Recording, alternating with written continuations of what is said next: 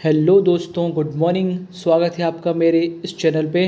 और जैसा कि आप सभी को मालूम है, हम डेली दैनिक भास्कर और दैनिक जागरण की अभिव्यक्ति वाला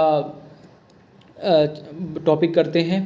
और चलिए, आज है 27 सितंबर और आज के अभिव्यक्ति के बारे में हम बात करते हैं, डिस्कशन करते हैं कि क्या आज का संपादकीय हैं और कौन सी महत्वपूर्ण डिस्कशन है जो हमारे परीक्षा की दृष्टि से महत्वपूर्ण है।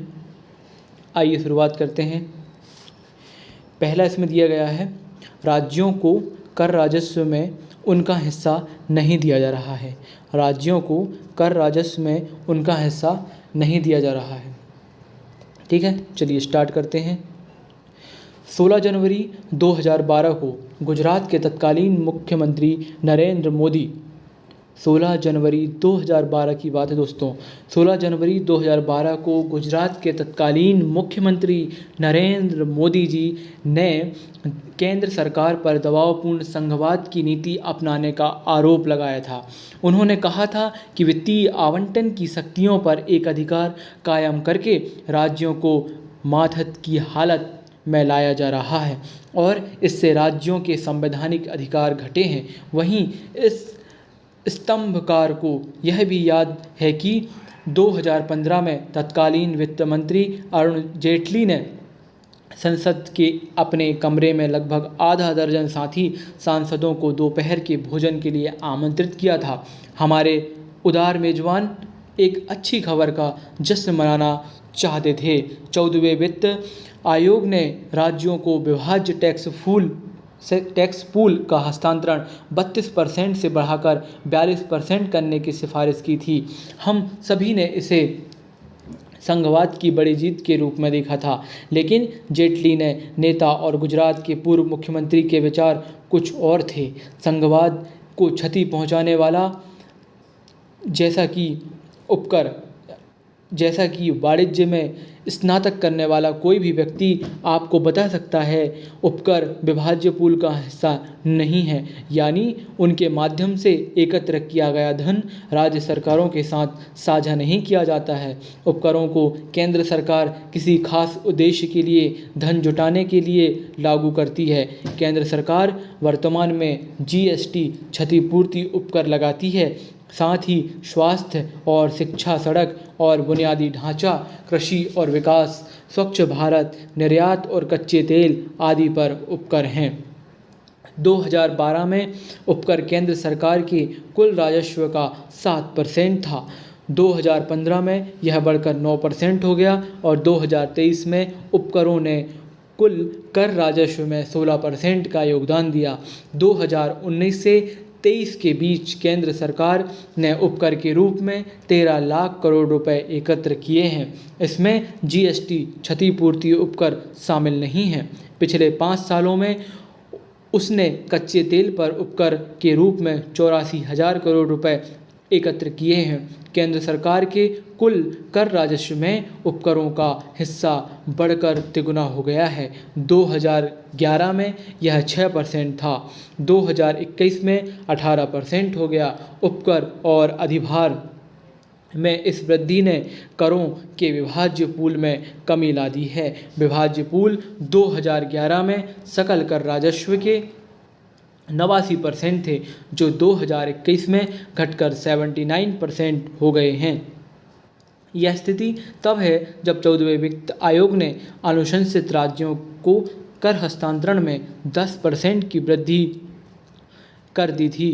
कैग की एक रिपोर्ट ने उजागर किया कि 2018-19 में केंद्र सरकार ने भारत की समेकित निधि में विभिन्न उपकरों के माध्यम से एकत्र 2.75 लाख करोड़ रुपए में से 1 लाख करोड़ रुपए रोक लिए। वित्त वर्ष के दौरान एकत्र किए गए सड़क और बुनियादी ढांचा उपकर के 10,000 करोड़ रुपए न तो संबंधित रिजर्व फंड में स्थानांतरित किए गए और न ही उस उद्देश्य के लिए उपयोग किए गए, जिसके लिए उपकर एकत्र किया गया था। इससे भी चिंताजनक बात यह है कि पिछले एक दशक में कच्चे तेल पर उपकर के रूप में एकत्र किए गए 1.24 लाख करोड़ रुपए निर्दिष्ट रिजर्व फंड तेल उद्योग विकास बोर्ड में स्थानांतरित नहीं किए गए और CFI में ही रखे गए। रिजर्व फंड्स के ना बनने या उनका ठीक से उपयोग न होने से उपकरों और शुल्क का उपयोग संसद द्वारा निर्धारित विशिष्ट उद्देश्यों के लिए नहीं किया जा सकता है। उपकर बढ़ाने के बावजूद पिछले 10 वर्षों में राजस्व में मामूली वृद्धि ही हुई है। 2014 में यह GDP की 8.8% थी तो 2024 में 9.6% हो गई थी, यानी 1% से भी कम। हाल ही में कर्नाटक के मुख्यमंत्री ने NDA और विपक्ष शासित राज्यों के 8 मुख्यमंत्रियों को पत्र लिखकर चिंता जताई कि उच्च प्रति व्यक्ति GSDP वाले राज्यों को अनुपात से कम कर आवंटन दिया जाकर उन्हें उनके अच्छे आर्थिक प्रदर्शन के लिए दंडित किया जा रहा है।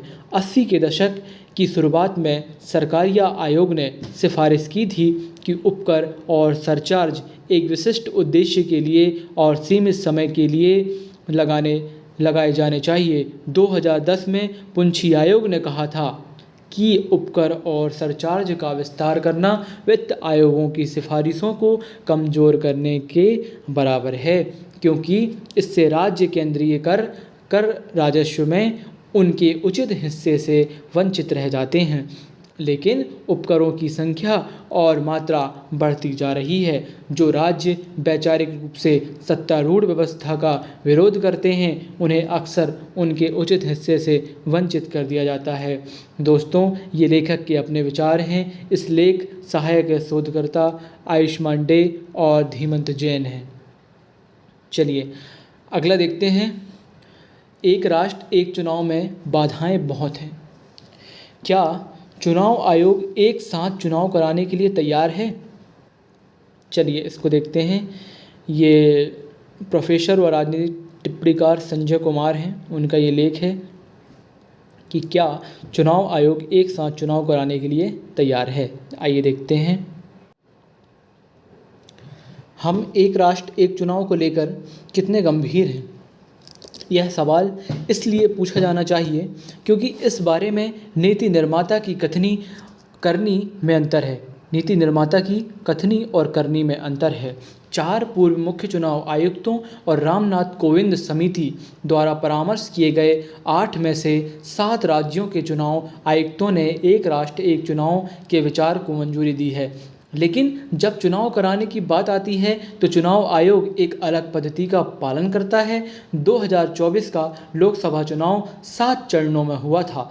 कुछ साल पहले न केवल 2 राज्यों के चुनाव कुछ महीनों के अंतराल में एक के बाद एक हुए थे, बल्कि दोनों की तारीखों की घोषणा भी अलग अलग की गई। महाराष्ट्र और हरियाणा के चुनाव एक साथ नहीं बल्कि कुछ महीनों के अंतराल में एक के बाद एक होंगे। क्या हम वास्तव में एक साथ चुनाव कराने के बारे में गंभीर हैं या इसमें आने वाली बाधाएं चुनाव आयोग के मन में हिचकिचाहट पैदा कर रही हैं?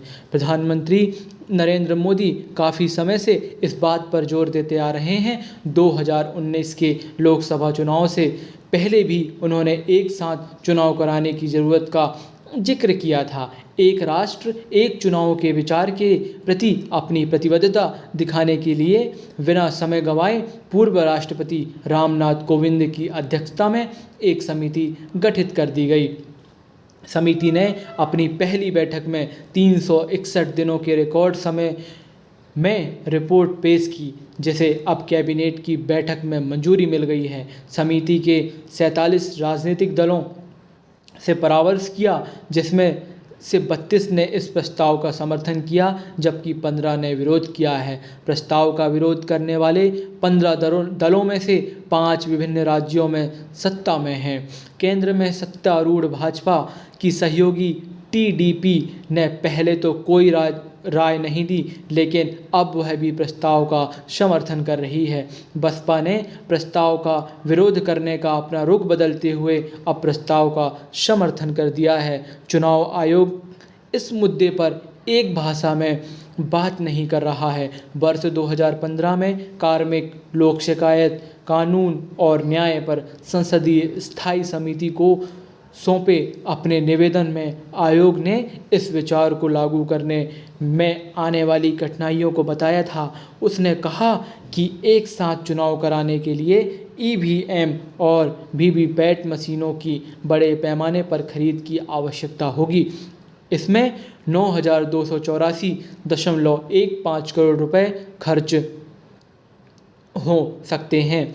मशीनों को हर 15 साल में बदलने की भी आवश्यकता होगी, जिसके लिए फिर से खर्च करना होगा। इसके अलावा मशीनों के स्टोरेज से वेयरहाउसिंग लागतें बढ़ जाएंगी। कोविंद समिति के समक्ष अपने प्रस्तुतिकरण में आयोग ने लॉजिस्टिक्स संबंधी कठिनाइयों का जिक्र किया। उसने कहा कि 2029 में एक साथ चुनाव कराने के लिए कुल 53.76 लाख बैलेट यूनिट और ईवीएम की 38.67 लाख कंट्रोल यूनिट और 41.65 लाख वीवीपैट की आवश्यकता होगी। लेकिन 10 मार्च 2022 को तत्कालीन मुख्य चुनाव आयुक्त ने एक सार्वजनिक बयान में कहा था कि अगर सरकार चाहती है तो आयोग एक साथ चुनाव कराने के लिए पूरी तरह से तैयार है। मुख्य चुनाव आयुक्त सुशील चंद्रा ने एक विशेष साक्षात्कार में कहा था, एक राष्ट्र एक चुनाव एक अच्छा सुझाव है, लेकिन इसके लिए संविधान में बदलाव की ज़रूरत है या ज़रूरत होगी। जो विधानसभा 5 साल का कार्यकाल पूरा नहीं कर पाएगी, उसे इस बारे में सोचना होगा, या फिर देश में एक साथ चुनाव कराने के लिए संसद का कार्यकाल बढ़ाने की ज़रूरत है। यह संसद में तय होना है, लेकिन चुनाव आयोग सभी चुनावों को एक साथ कराने में सक्षम है। लेकिन आश्चर्य की बात है कि जब वर्ष 2022 में गुजरात और हिमाचल प्रदेश में चुनाव होने थे, तब चुनाव आयोग इन दोनों के विधानसभा चुनाव एक साथ नहीं करा सका। दोनों राज्यों के चुनाव की तिथियों की घोषणा भी अलग अलग की गई। हिमाचल के लिए चुनाव की तिथि 12 अक्टूबर को घोषित की गई, जबकि चुनाव 12 नवंबर को होने थे। वहीं गुजरात विधानसभा चुनाव की तिथि 3 नवंबर को घोषित की गई, जबकि मतदान 1 और 3 दिसंबर को होना था। दोनों ही राज्यों की मतगणना 8 दिसंबर को एक साथ होनी थी। हाल ही में चुनाव आयोग ने बिना किसी जायज़ वजह के 2 राज्यों महाराष्ट्र और हरियाणा के लिए एक साथ होने वाले चुनावों को भी बाधित किया। क्या चुनाव आयोग वास्तव में एक साथ चुनाव कराने के लिए तैयार है, या इसमें उसकी ओर से कोई कसर है? फिर से ये लेखक के अपने विचार थे दोस्तों, ठीक है। चलिए ये आज का हमारा ये लास्ट देख लेते हैं, इसमें क्या दिया हुआ है। सरकारी कार्रवाइयों में कानून सर्वोपरि हो। जो सरकारी कार्रवाइयाँ हैं उसमें कानून सर्वोपरि हो। देखते हैं, मनी लॉन्ड्रिंग और टेरर फंडिंग पर नज़र रखने वाली अंतर्राष्ट्रीय संस्था financial action task force FATF ने अपनी हालिया संयुक्त रिपोर्ट में भारत सरकार को PMLA के मामलों में अभियोजन की गुणवत्ता और सजाओं की दर बढ़ाने की सलाह दी है। हालांकि आतंकवाद के खिलाफ भारत के प्रयासों को FATF ने सराहा है। दूसरी ओर सोशल मीडिया के इस दौर में राज्य प्रायोजित कदमों की देश विदेश में निंदा हो रही है। बुलडोजर कार्रवाइयाँ इसका उदाहरण है। बुलडोजर न्याय का आज लगभग 7 राज्यों में विस्तार हो चुका है। सुप्रीम कोर्ट की रोक के बावजूद ऐसी कार्रवाइयाँ अभी भी जारी हैं। पिछले 7 वर्षों में उत्तर भारत के एक राज्य में हर 3 दिन में 2 आपराधिक आरोपियों के घर गिराए गए, जबकि ऐसे ही दूसरे पड़ोसी राज्य में आरोपियों के 259 घरों को ढाया गया। महज अपराध के आरोप या तथाकथित माफिया करार देकर बुलडोजर से मकान ढहाने और गैरकानूनी जगहों पर दुकान या अस्थायी शेड गिराने में काफ़ी अंतर है। सरकार इन कार्रवाइयों को इस आधार पर वैध बता रही है कि उन्हें कानून के प्रावधानों के तहत पहले नोटिस देकर स्वयं गैरकानूनी निर्माण हटाने का समय दिया गया था, लेकिन कई मामलों में अपराध के आरोप लगने के बाद 24 घंटे में ही घर पर बुलडोजर चल जाना दावे का सच बताता है। सरकार को इस बारे में सोचना होगा। तो ये थी आज की अभिव्यक्ति दोस्तों। ठीक है, चलिए मिलते हैं अब कल सुबह इसी टाइम। ठीक है, यदि आपको वीडियो अच्छा लगा हो तो वीडियो को लाइक कीजिए और चैनल को ज़रूर सब्सक्राइब कर लें, क्योंकि अगले दिन आपको नोटिफिकेशन आपके मोबाइल पर पहुंच जाएगा, तो आपको वीडियो ढूंढने में कोई कठिनाई नहीं होगी। चलिए मिलते हैं अगले वीडियो में, तब तक के लिए बहुत बहुत धन्यवाद।